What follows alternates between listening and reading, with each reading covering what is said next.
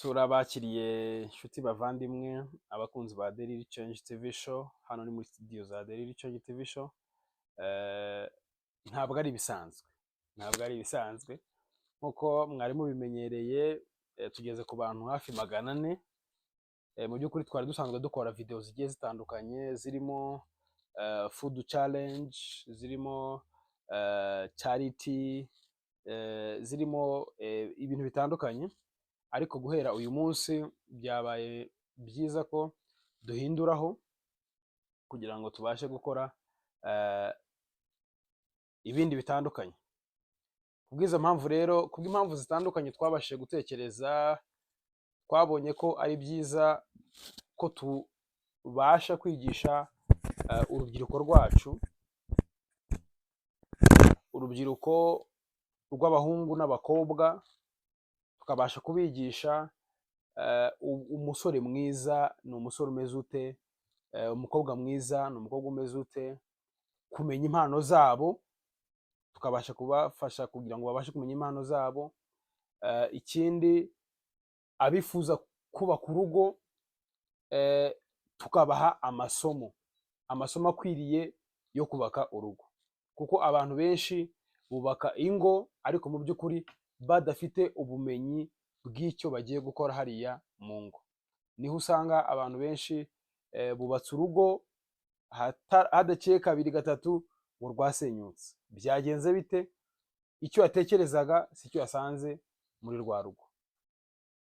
Ndetse no kwigisha young couples, abantu bubatse bafite imyaka mike, umwaka umwe, imyaka 2, 3, 5, bose tuzagenda tubigisha. Ariko nanone tutibagiwe abamaze imyaka myinshi muri marriage, abo ngabo nabo tuzabigisha. Urumva hagati aho ngaho ntabwo twasiga courtship, kiriya gihe cy'umukobwa akundana n'umuhungu, kugira ngo babashe kumenyana neza, kugira ngo babashe kumenya umwe akunda iki, yanga iki, viziyo afite ni iyihe, birahura n'ibyo numva mfite, bidahuye nabigenza nte, kuko umufasha cyangwa se umugore afite inshingano zo gusabumitinga ku mugabo we.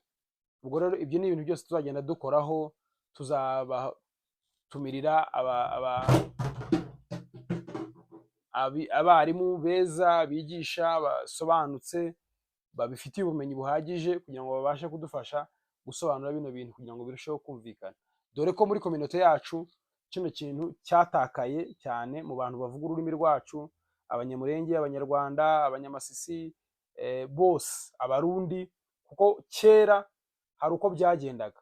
Uburere bwabaga ari uburere bwiza, bikarangira umwana abaye umuntu muzima, ndetse yewe yajya no gushaka cyangwa se kubaka urugo, ugasanga afite ba nyirasenge bamugira inama kugira ngo azabashe kugira urugo rwiza. Ariko kuri ubu ngubu ibyo bintu ntabwo tubibona.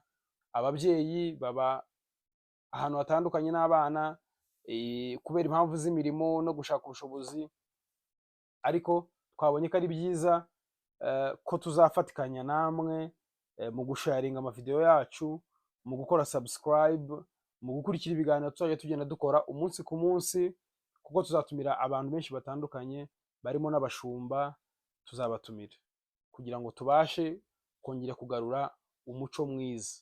Si ukugarura uko byahoze, ahubwo ni ukurema ikintu cyiza kugira ngo tubashe kugira umuryango mwiza.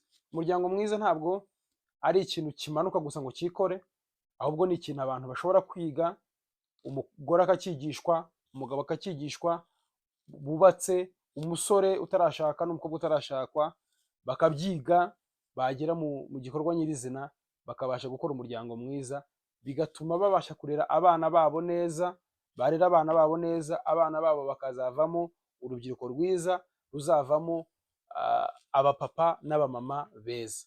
Bityo rero tukubaka sosiyete nziza, tukubaka imiryango myiza, tukagira igihugu cyiza, tukagira itorero ryiza. Ubwo rero hagati aho tuzajya tugenda dukoresha cyane cyane reference z'ijambo ry'Imana. Tuzagenda dukoresha reference z'ijambo ry'Imana, kuko hariya kiriya nicyo gitabo cyiza twabonye gishobora kudufasha kugira umuryango mwiza. Ubwo rero turabasaba gukora subscribe, gusharinga zino video zacu kugira ngo uko dukoze ibiganiro mujye murushaho kubibona kandi mubonere ku gihe. Murakoze cyane, tuzavuga byinshi, tuzabana namwe kenshi, turabakunda cyane kandi twifuza kugira umuryango mwiza. Mugire amahoro y'Imana, Imana irabakunda kandi Imana ibitayeho. Kandi umugambi w'Imana nuko tugira umuryango mwiza wishimye. Murakoze cyane.